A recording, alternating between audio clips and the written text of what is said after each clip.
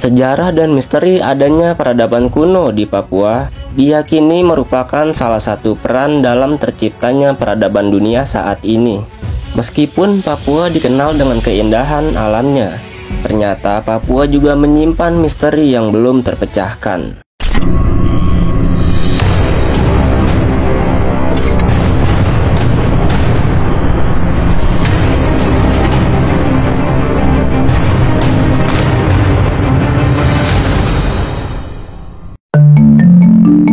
Papua adalah pulau terbesar kedua di dunia, dan juga Papua dikenal memiliki keanekaragaman alam yang indah, dan juga memiliki banyak hewan yang eksotis.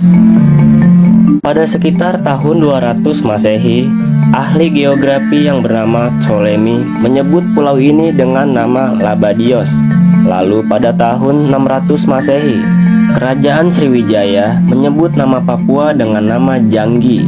Tidore memberi nama pulau ini dan penduduknya sebagai Papua, yang kini sudah berubah dalam penyebutan menjadi Papua. Pada tahun 1545, Inigo Ortiz de Retez memberi nama Nueva Guinea, dan ada juga pelaut lain yang memberi nama Isla del Oro, yang artinya Pulau Emas. Di beberapa tahun yang lalu, Papua sempat menghebohkan dunia maya. Hal ini diketahui dengan adanya salah satu temuan yang menakjubkan di wilayah tersebut, yang diyakini sebagai peninggalan peradaban kuno di masa lalu. Temuan ini merupakan tembok raksasa atau seperti benteng yang lurus memanjang tenggelam di dasar laut. Tembok raksasa ini memiliki ukuran yang amat sangat besar dengan panjang 110 km, lebar 2.700 meter, dan memiliki ketinggian mencapai 1.860 meter. Sebuah bangunan yang sangat fantastis. Jika dilihat secara detail, struktur ini lebih mirip dinding atau tembok, karena strukturnya yang lurus memanjang secara sempurna sepanjang 110 km. Penemuan yang masih misterius ini memang menyerupai dinding atau tembok, sehingga orang-orang menamakan bangunan ini sebagai Jayapura Wall atau Tembok Jayapura.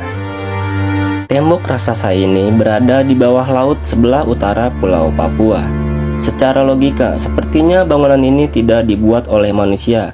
Apalagi adanya kepercayaan para ilmuwan yang meyakini bahwa peradaban manusia zaman dahulu itu sangat primitif. Hal ini sudah terpatahkan dengan temuan tembok raksasa ini. Karena jika kita lihat bangunan tertinggi di dunia di abad modern ini saja, yaitu gedung Burj Khalifa, tingginya baru mencapai 828 meter. Sedangkan temuan tembok raksasa ini tingginya sudah mencapai 1860 meter, atau 2 kali lipat lebih dari gedung Burj Khalifa. Hingga sampai saat ini belum diketahui secara pasti siapa yang membangun tembok raksasa ini, untuk apa tembok ini dibangun, dan bagaimana cara membangunnya. Ada dugaan tembok ini dibangun oleh ras raksasa yang dipercayai pernah hidup di bumi ribuan tahun yang lalu dan kini telah punah. Bukti keberadaan bangsa raksasa adalah banyaknya kerangka raksasa yang ditemukan di berbagai tempat di belahan dunia ini. Temuan kerangka-kerangka ini memperkuat fakta adanya keberadaan bangsa raksasa yang pernah hidup dan eksis di bumi ini. Dulu saat bangunan ini baru ditemukan, bangunan ini bisa dilihat dari Google Maps. Tetapi setelahnya ada sebuah kejanggalan. Entah kenapa setelah temuan ini viral dan mendunia, tiba-tiba struktur tembok raksasa ini langsung dihilangkan atau dihapus oleh Google Maps pada 2012 lalu. Apa alasan Google Maps menghilangkan gambar tersebut? Apakah ada sesuatu yang disembunyikan? Jika memang benar itu sebuah bangunan tembok, maka dibutuhkan teknologi yang sangat maju, canggih, dan tenaga usaha yang ekstra untuk membuat bangunan yang sangat besar dan masih tegak kokoh hingga sampai saat ini. Belum diketahui apakah peradaban kuno sebelum Masehi di Papua terdapat kerajaan. Mungkin bisa jadi zaman dahulu terdapat sebuah peradaban yang maju di Papua.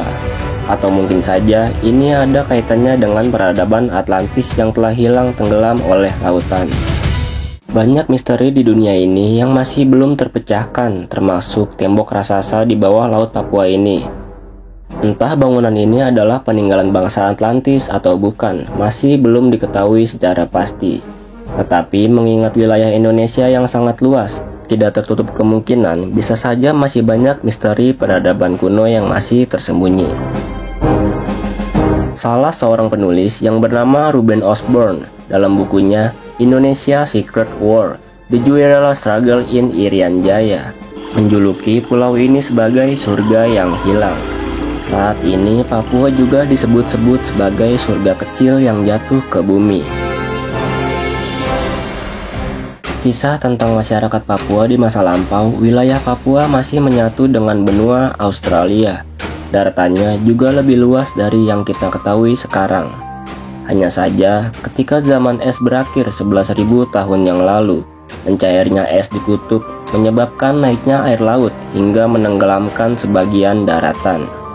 Selain luas, Papua juga digadang sebagai wilayah dengan kekayaan alamnya yang luar biasa menguntungkan. Tanah Papua sangatlah kaya, subur, dan makmur. Emas dan tembaga merupakan sumber daya alam yang sangat berlimpah. Hingga kini pun Papua terkenal dengan produksi emasnya terbesar di dunia dan berbagai tambang kekayaan alam yang melimpah. Selain kaya, konon diyakini memang ada peradaban yang maju di Papua. Bahkan di masa lampau meski terisolasir di tengah hutan belantara, mereka sudah mempunyai penerangan yang memadai. Sangat mungkin di Papua adanya peradaban yang maju dengan keberadaan emas yang melimpah. Karena dengan adanya emas bisa dimanfaatkan sebagai sumber energi untuk teknologi. Emas adalah konduktor terbaik yang bisa mengalirkan listrik lebih cepat. Maka teknologi akan semakin kuat dan membuat teknologi semakin canggih ketika adanya keberadaan emas di wilayah tersebut. Maka dari itu, leluhur Nusantara di Papua masa lampau dengan teknologi yang sangat canggih memungkinkan untuk bisa membangun sebuah tembok raksasa dan megah. Tidak menutup kemungkinan masih banyak peninggalan-peninggalan peradaban leluhur Nusantara yang hebat, seperti halnya piramida Gunung Padang, yang ternyata piramida leluhur Nusantara jauh lebih tua daripada piramida Giza di Mesir. Sangatlah luar biasa leluhur Nusantara di zaman dahulu. Maka dari itu, mari kita semua membuka mata, hati, dan pikiran. Bangkitkan kesadarannya, bangkitkan pemikirannya. Janganlah mudah percaya dengan bualan kata-kata omong kosong orang-orang barat yang menulis ulang sejarah leluhur kita, membelokkan sejarah kita, menyembunyikan sejarah asli leluhur kita, dan mengatakan leluhur Nusantara adalah orang-orang yang bodoh dan primitif. Karena mereka ingin kita selalu terbelakang dan selalu menjadi budak mereka. Itulah sekilas pembahasan kali ini tentang temuan tembok raksasa di dasar laut Papua. Bagaimana pendapat kalian? Silakan tulis di kolom komentar. Jika suka dengan pembahasan seperti ini, silakan like dan subscribe untuk lebih banyak lagi konten menarik lainnya.